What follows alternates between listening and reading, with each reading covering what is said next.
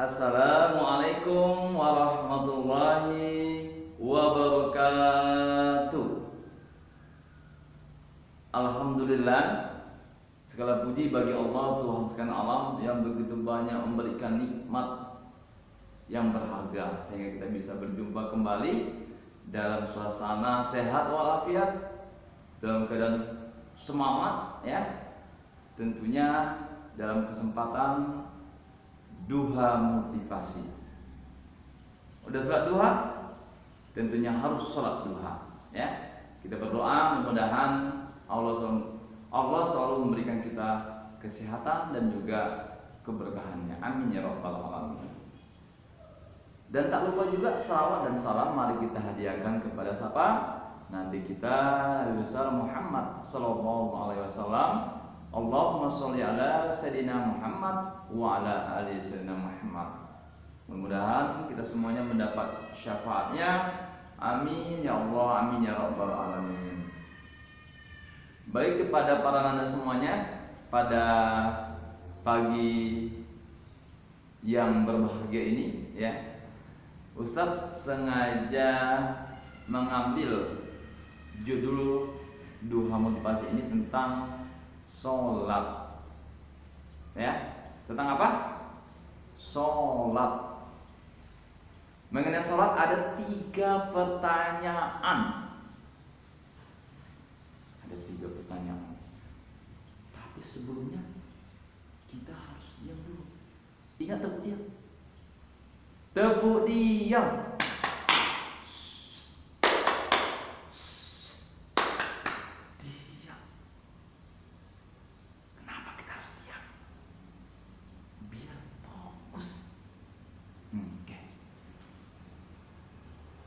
Pertanyaan pertama, kenapa kita harus mengerjakan sholat? Ayo, kenapa? Kenapa kita harus kerjakan sholat? Emangnya dikasih uang? Nanti dimarahi orang tua.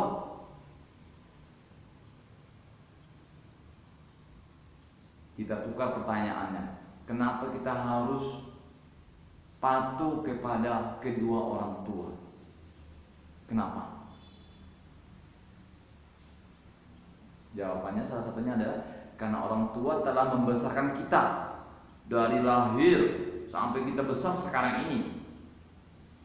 Karena orang tua telah memberikan banyak keperluan kita.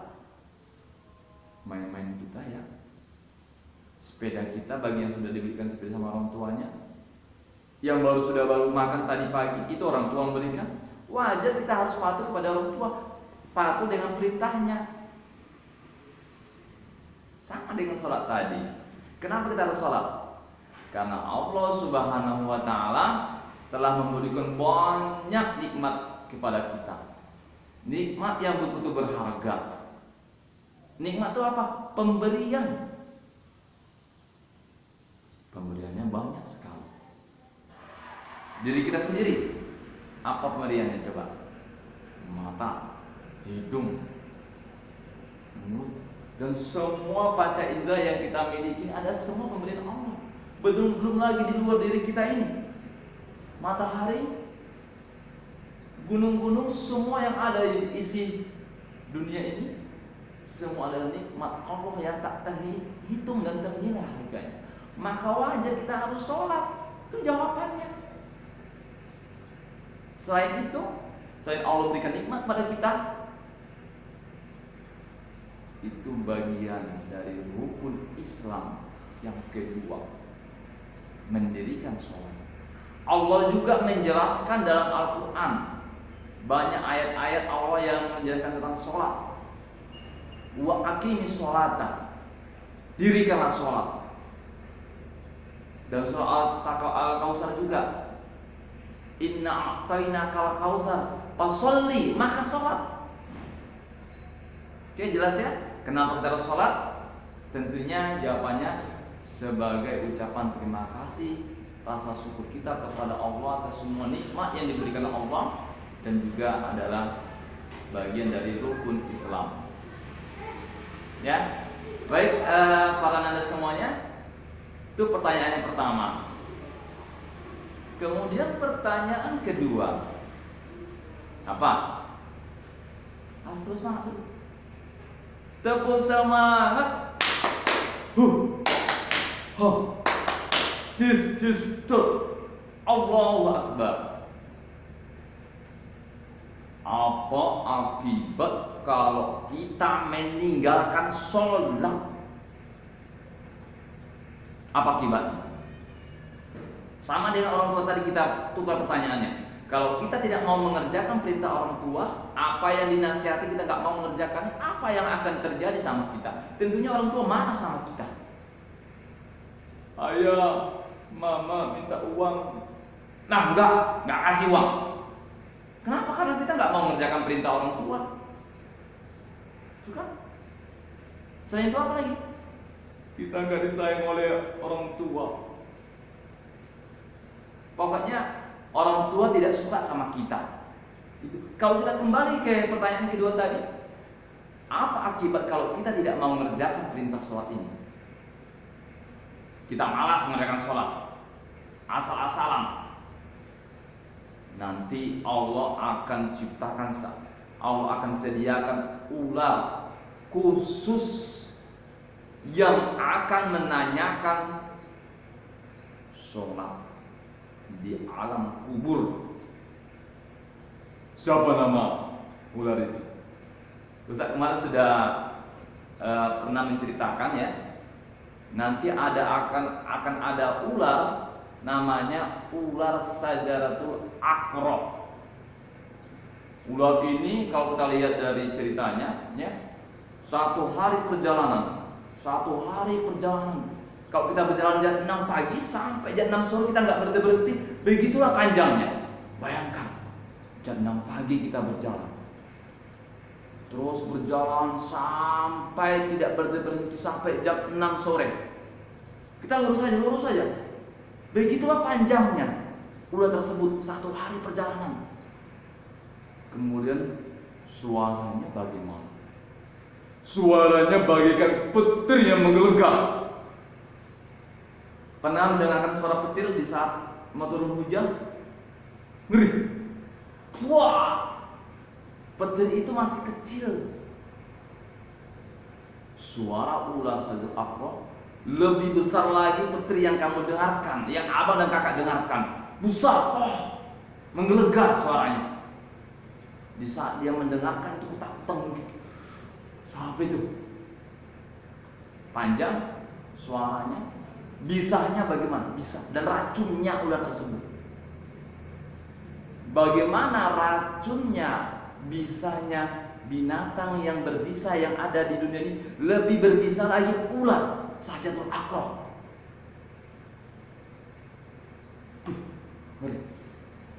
Dan ini akan menyiksa orang yang meninggalkan sholat. Akibat orang meninggalkan sholat, contohnya si fulan meninggal si fulan, masuk dalam kubur, dihitung di masa hidupnya sampai dia meninggal, ternyata ada 500 sholat yang dia tinggalkan sholat tersebut. Maka 500 cotokan untuk dirinya, 500 cotokan. Takut. Satu cotokan akan masuk 7 hasta. Ini satu hasta ya, dari ujung tangan Ustaz sampai dengan pergang ini. Satu hasta. 7 kali hasta ini, 7 hasta, 7 kali tangan Ustaz ini. Nah, masuk ke dalam tanah, dia langsung meninggal, hidup lagi, dicotok lagi, sampai berapa kali dia meninggalkan sholat. Si bulan tadi 500, berarti 500 kali cotokan, 500 mati kita, 500 kali meninggal dia. Takut. Apakah kamu mau meninggalkan sholat? Para nanda semuanya, kalau saya pribadi, ya Allah, ampuni dosaku ya Allah, saya gak akan mau meninggalkan sholat lagi ya Allah. Jadi Ustaz, kalau sudah terlanjur malas-malas sholat, Kalau sudah terlanjur meninggalkan sholat bagaimana? Innallaha huwal ghafurur rahim. Allah Maha Pengasih, Maha Pengampun. Jangan ulangi lagi yang meninggalkan sholat tersebut. Bertaubatlah kepada Allah dengan taubat nasuha. Betul-betul minta ampun kepada Allah. Jangan lagi tinggalkan sholat. Jangan lagi malas-malas sholat. Jangan harus disuruh-suruh orang tua lagi sholat atau orang lain. Tapi sholatnya karena Allah Subhanahu wa ta'ala. Dua pertanyaan. Harus semangat. Ayo. Pertanyaan yang ketiga. Ada syaratnya. Sebelum ketiga pertanyaannya. Syarat ketiga apa ya? Tepuk hore. Enggak enak. Tepuk hore. Tepuk wow. Kasih dia W. Ini W. Kasih dia O. Kasih dia W. Wow keren. Wow keren. Oke. Pertanyaan yang ketiga para anda semuanya. Apa kegunaan, apa hikmah orang yang selalu mengerjakan sholat? Orang yang mengerjakan sholat sudah jelas Allah kuatkan, ya, dalam Al-Quran, ya, wa aqimis sholata inna sholata tanha 'anil fahsya'i wal munkar. Sesungguhnya orang yang mendirikan sholat itu, sesungguhnya sholat itu, ya, inna sholata tanha, mencegah perbuatan keji dan yang munkar. Jadi jelas orang yang betul-betul mengerjakan sholat, dia nggak akan lagi mengerjakan hal-hal yang dilarang oleh Allah Subhanahu wa ta'ala, apalagi perbuatan keji, perbuatan yang tidak harus dikerjakan, mencela, durhaka kepada orang tua, jahat kepada adiknya, kepada temannya. Nggak mungkin dia akan mengerjakan itu kalau dia mengerjakan betul-betul mengerjakan sholat, ya. Dan perbuatan yang dilarang oleh Allah Subhanahu wa ta'ala, termasuk dusta, termasuk kata-kata yang tidak baik. Pokoknya perbuatan yang dilarang oleh Allah Subhanahu wa ta'ala. Itu yang pertama. Yang kedua apa? Dia termasuk orang-orang yang bertakwa. Jelas orang yang mengerjakan sholat dengan sesungguhnya, dia bagian dari orang yang bertakwa. Siapa yang bertakwa itu? Imtisari awamiri wajtinabu nawahi. Ya. Bahwasanya orang yang bertakwa itu adalah orang yang selalu mengerjakan perintahnya dan menjauhi larangan, termasuk sholat. Dan Allah kuatkan dalam surah Al-Qaf ayat 2 dan 3. Ya. Bahwasanya wa may yattaqillaha yaj'al makhraja wa yarzuqhu min haitsu la yahtasib. Siapa yang bertakwa kepada Allah, Allah akan berikan rezekinya yang tidak sangka-sangka. Allah akan bantu dia. Sudah beriman, Allah akan bantu.